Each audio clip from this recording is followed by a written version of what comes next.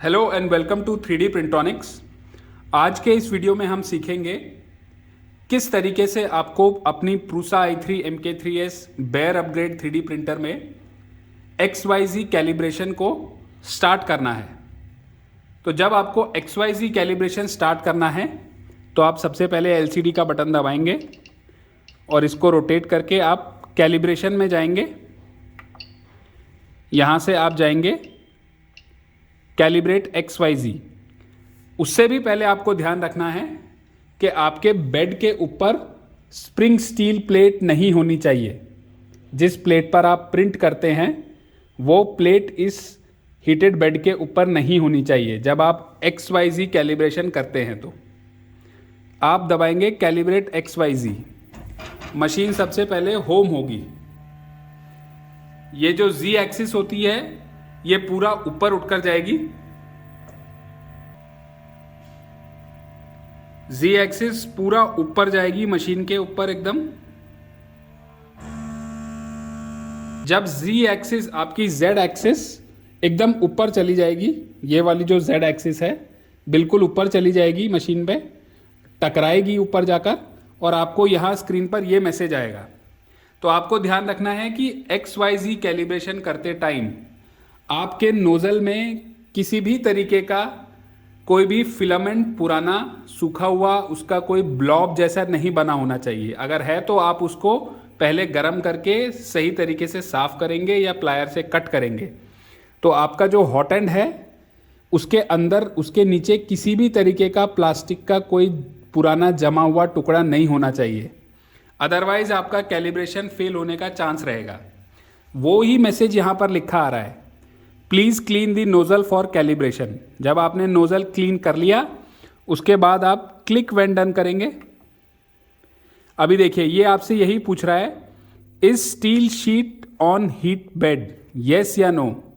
मतलब आपकी ये वाली जो स्प्रिंग स्टील वाली शीट है जिसके ऊपर आप प्रिंट करते हैं वो बेड के ऊपर नहीं होनी चाहिए।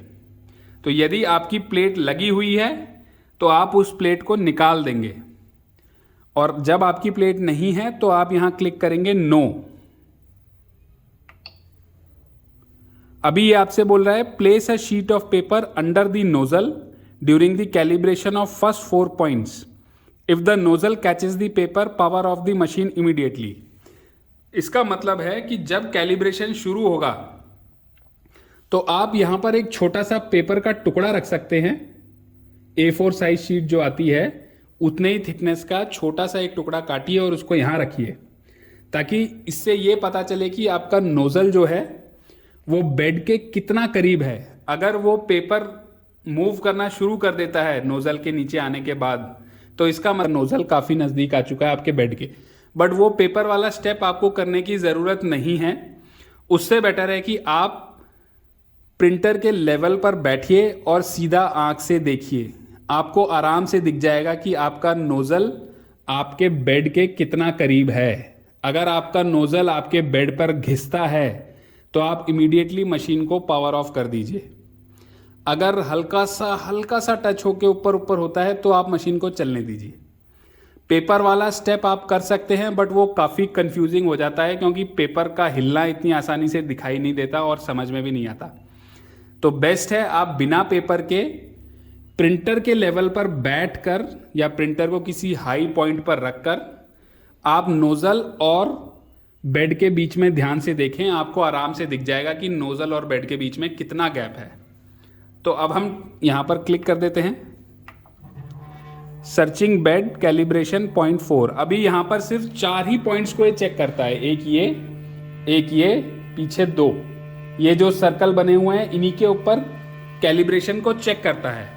तो ये बेसिकली चेक करता है कि आपकी जो वाई एक्सिस है ये एक्स एक्सिस के परपेंडिकुलर होनी चाहिए ताकि आपके प्रिंट्स जो हैं सीधे आए, ना कि ऐसे स्क्यूड। कैलिब्रेशन का XYZ कैलिब्रेशन का मतलब सिर्फ और सिर्फ यही है कि आपकी जो वाई एक्सिस है वो एक्स एक्सिस के पैरेलल होनी चाहिए, ताकि प्रिंट्स जो है अगर आप कोई स्क्वायर प्रिंट करते हैं तो वो सीधा आए, ना कि ऐसे टेढ़ा। ठीक है। और कोई मतलब नहीं होता XYZ कैलिब्रेशन का, ठीक है। तो ये 4 पॉइंट्स को चेक करता है और एक स्क्वायर शेप का कैलकुलेशन करता है, जिससे इसको पता चल जाता है कि अगर थोड़ा बहुत डिफरेंस है एक्सेस में तो वो उसको कंपनसेट कर लेता है। बट सिंस हमारी मशीन्स हम खुद बनाते हैं और हर एक एक्सेस को, हर एक पॉइंट को नाप के एग्जैक्टली सेट करते हैं, तो हमारी मशीन्स में XYZ कैलिब्रेशन बिना करे भी आप मशीन को यूज़ कर सकते हैं। बट अगर आप करना चाहते हैं तो ये प्रोसेस है करने का। तो अभी ये पहले पॉइंट पर चेक कर रहा है, वैसे ही सारे पॉइंट्स पर चेक करेगा। तो ये आप देख सकते हैं कि इस तरीके से ये नोज़ल जो है बेड के ऊपर ही ऊपर रहता है।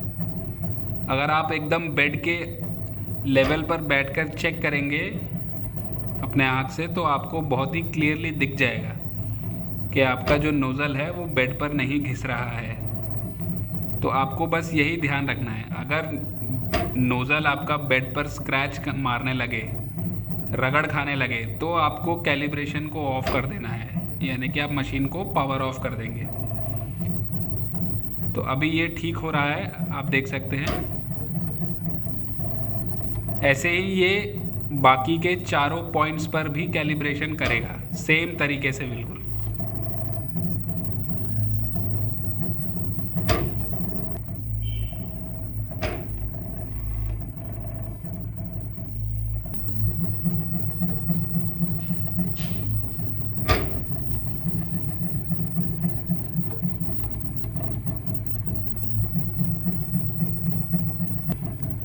पेपर लगाने वाला मेथड भी आप यूज़ कर सकते हैं, बट वो काफ़ी कंफ्यूजिंग हो जाता है, इसलिए हम लोग उसको यूज़ नहीं करते।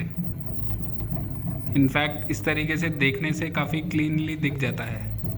तो भाई आप स्क्रीन पर देख सकते हैं, आपको दिख रहा है सर्चिंग बेड कैलिब्रेशन पॉइंट 1/4, यानी कि 4 में से पहले पॉइंट पर ही अभी कैलिब्रेशन चल रही है।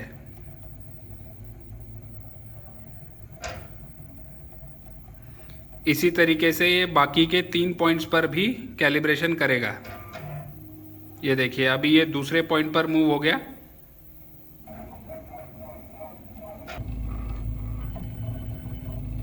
ये आप देख सकते हैं कि दूसरे पॉइंट पर भी आपका जो नोज़ल है वो बेड से एकदम हल्का सा ऊपर ऊपर रह रहा है। सो वहाँ पर कोई स्क्रैच नहीं आ रहा है।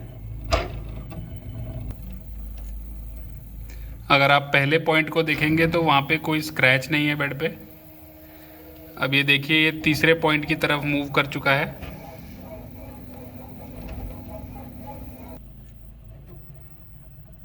तो अभी आप देख सकते हैं कि ये आपके तीसरे पॉइंट पर कैलिब्रेशन कर रहा है। इसी तरीके से वो चौथे पॉइंट पर यहाँ पर आखिरी में कैलिब्रेशन करेगा।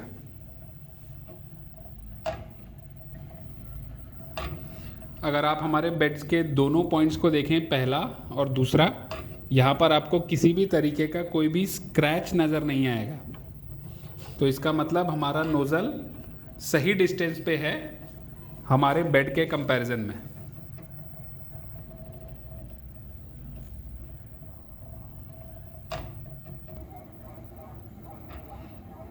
अभी ये चौथे पॉइंट पर आ चुका है कैलिब्रेशन करने के लिए। आप देख सकते हैं कि हमारे तीनों चारों पॉइंट्स पर बेड के सरफेस के ऊपर किसी भी तरीके का स्क्रैच नहीं है। तो ये आपको खासकर ध्यान देना है कि बेड के ऊपर नोज़ल रगड़ना नहीं चाहिए। ये आप देख सकते हैं, इस तरीके से आपका चौथा पॉइंट का भी कैलिब्रेशन पूरा हुआ।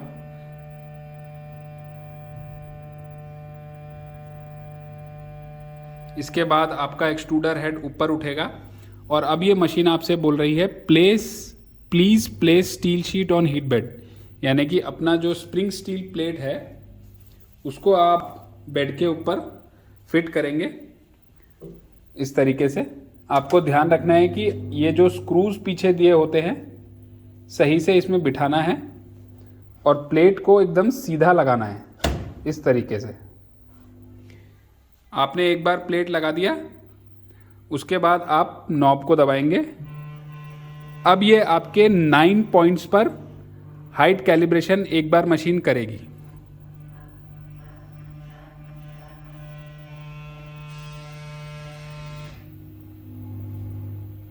तो ये जो XYZ कैलिब्रेशन का प्रोसेस है वो एग्जैक्टली इसी तरीके से आपके मशीन में भी होगा। तो अगर आपको कभी भी XYZ कैलिब्रेशन करना है तो आप इस तरीके से XYZ कैलिब्रेशन कर सकते हैं। यहाँ पर देखिए पॉइंट्स चेंज होते जा रहे हैं, 7 यानी कि टोटल 9 पॉइंट्स पर वो हाइट मेजर कर रहा है।